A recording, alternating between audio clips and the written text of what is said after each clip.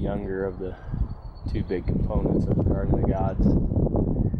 It's the biggest component of the garden. It has three parts to it. This is the part that's visible on the east side. It's a marine deposit from the Cretaceous period, and it's the finer grained material that tells us that it's a sea deposit. How can you tell that it's finer grained compared to the other rocks in the garden? If you look at this compared to the Fountain Arcos on the other side, you can feel it. It feels like a fine sandpaper. The Fountain Arcos feels and looks like larger grained material. Also, because it is a marine deposit, it's more heavily weathered, which makes it finer grained. As the inland sea dried up, strong ridges, which makes it ideal for climbing and bouldering. Well, but other parts of the garden, the sandstone breaks off really easily, right? Yes. It's also much stronger.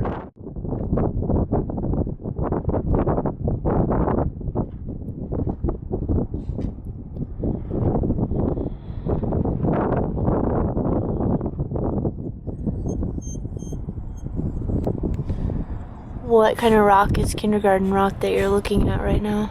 That's also Lions Formation. These are all boulders that broke off of that as it was uplifted and exposed. They're scattered throughout this whole valley here, right hillside. But that's the same material. If you get close to it, you can see the same ridges and colorations and grain structure.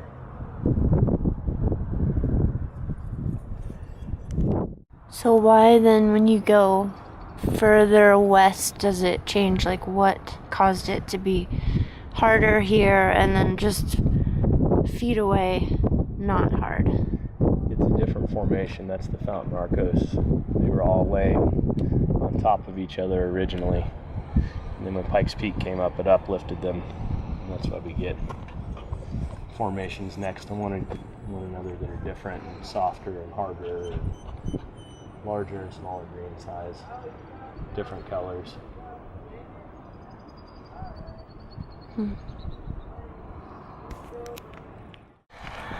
This is some of the harder calcified material that makes up all the ridges on the rock that stick out. The one that's exposed, this is what it looks like, a layer of that calcified hardened rock. Crack. Or whatever that is. That's this layer here, so that's this material. Continued all the way over. And there's vertical ends of it as well.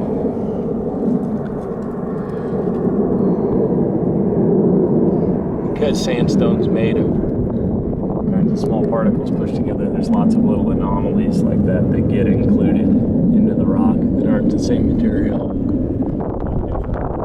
Bedding planes are the way that the layers were deposited, so all of this was originally probably laying flat like that, being deposited in a fashion like this, and then built up and built up. Obviously this is a piece that's originally sat.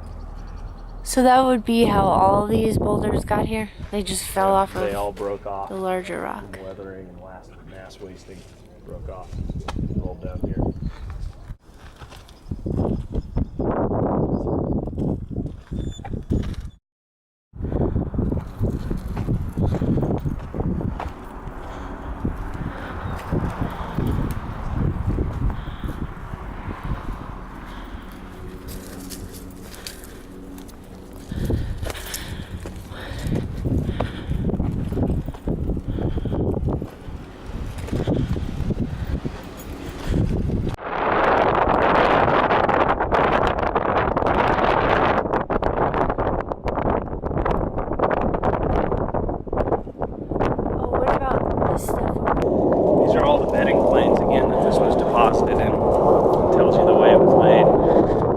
shaping of it is from water. Most of the shaping in the Garden of the Gods is from streams and creeks and rivers coming through.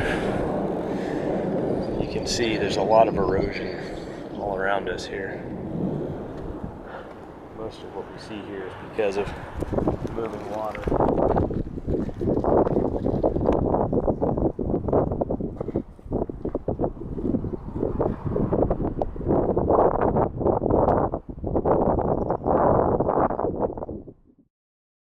So what's that creature there in the... That's a coming up to us? Feral Russian Jacobich. It started out as a domestic breed, but someone let them loose into the wild and they started to reproduce and develop a breeding population in the Garden of the Gods.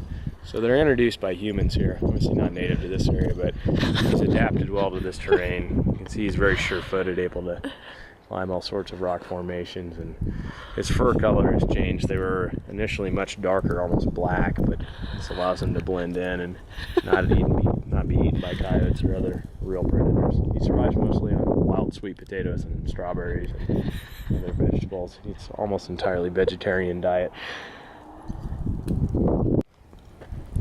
Oh, there's another good talking point.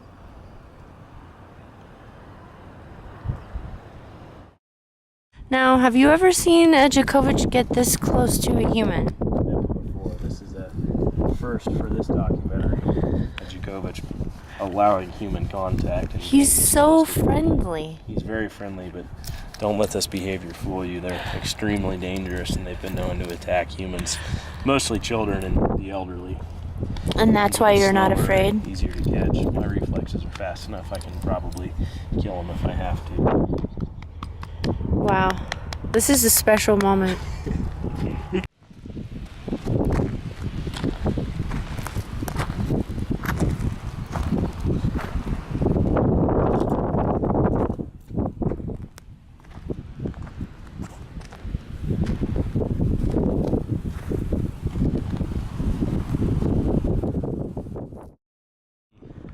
There's tons of other little rocks in here that are obviously not a mudstone, but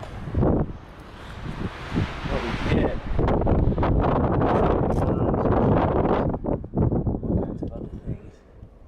included that this was at the bottom of an ocean. This was the mud flat of an inland sea that has been preserved.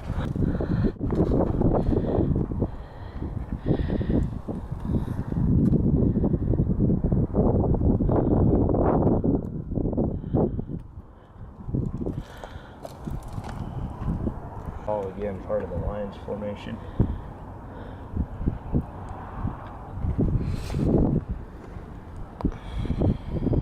In some places you can't.